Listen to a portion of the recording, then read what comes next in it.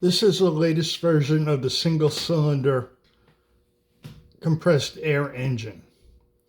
So it has the longer sleeve for the valve. That's the valve.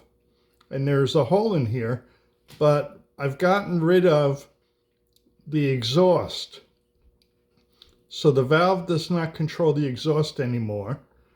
And instead, I just have a port or a vent on the side of the cylinder.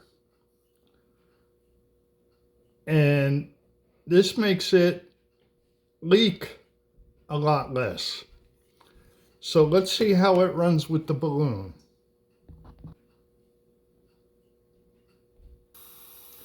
So as you can see, it's hardly leaking at all with the balloon when it's in the non-started position. And then we'll let it run and see how long it runs with the balloon. Hopefully it will run a little longer than the older version.